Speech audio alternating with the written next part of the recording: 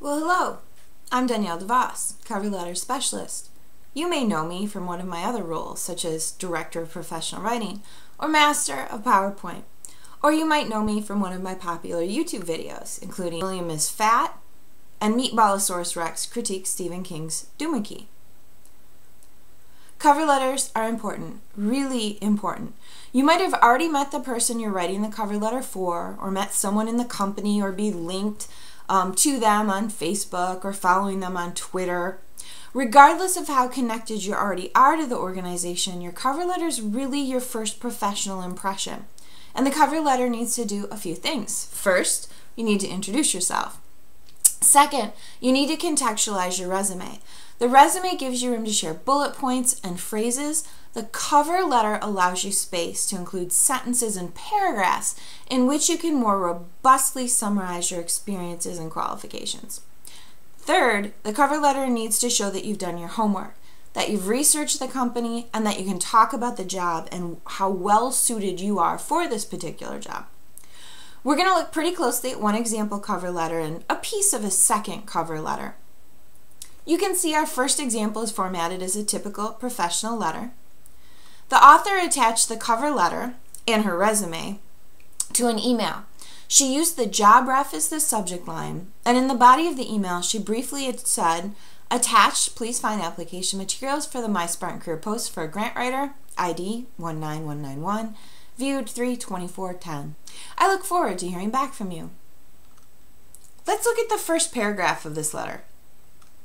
Here, our author introduces herself and kind of sets the stage. She writes, "I'm responding to your My Spartan Career job post for a grant writer. I've attached my resume to this email. The accomplishments noted in my attached resume reflect, I believe, the value and vision that is a benchmark of your organization. The attached resume also articulates my fit with your institution and specifically my qualifications for the grant writer position." Here, our applicant introduces herself, notes the position for which she's applying, notes that she has attached her resume, and prefaces the focus of the cover letter, which is to describe her fit and qualifications. And here's her second paragraph. "As a student graduating this May with a degree in professional writing and an emphasis area in writing in communities and cultures, I bring to this position a variety of skills. I've attended courses in web authoring, document design, and grant and proposal writing. I participated in large-scale community-based projects and have led project teams. Further, I interned with a local nonprofit. I co-wrote 3 grants, 2 of which were funded and 1 of which is pending. Along with grant writing for the nonprofit, I worked as an assistant communications manager, responsible for ensuring consistency in the design of all their internal documents, and I also streamlined the preparation of publication processes for their brochures, pamphlets, posters, and other informational materials."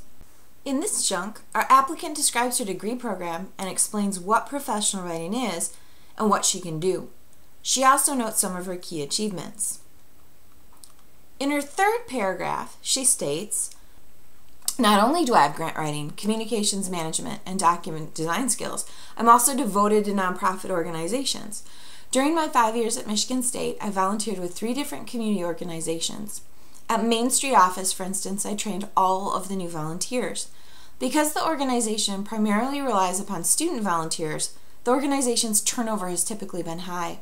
During the 2 years that I led volunteer training, however, 24 of the 30 volunteers stayed on staff for more than 12 months each." And in this third paragraph, our applicant talks herself up a bit, pointing out her important qualifications and sharing one specific example highlight from her professional experiences. Let's look at a chunk from another cover letter, where the writer does a bit more work to show he's done his homework about the organization to which he's applying.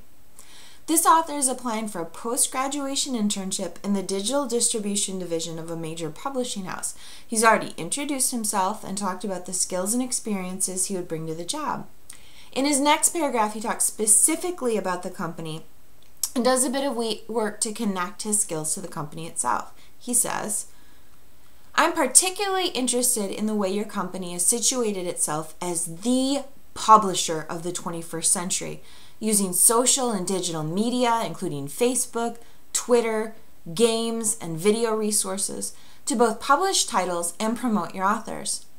During my internship at School Press, I worked as a digital media specialist, and this background situates me well for the innovative work currently being done at Generic Press. Let's go back to our initial example. In her final paragraph of her cover letter, our applicant shows her familiarity with the organization and connects her skills to the specific position. She also notes when she's available to work and when she's available for interview.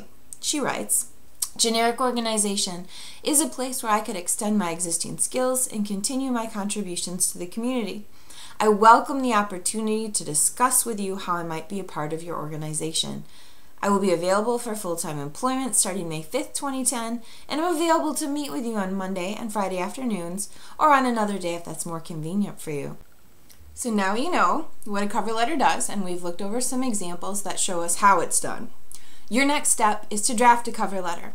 I'd suggest you use My Spartan Career, bookjobs.com, idealist.org, mediabistro.com, or one of the other specialized job search sites out there to find an internship or job you'd be interested in applying for. Use that as a prompt to draft a cover letter. It's much better to practice and have a good draft started before you need a cover letter ready. You shouldn't practice cover letter writing while applying for jobs. Practice beforehand and hone your skills at crafting these documents so that when you see an internship call or a job post you're interested in, you know what you need to do and you're confident writing a great cover letter.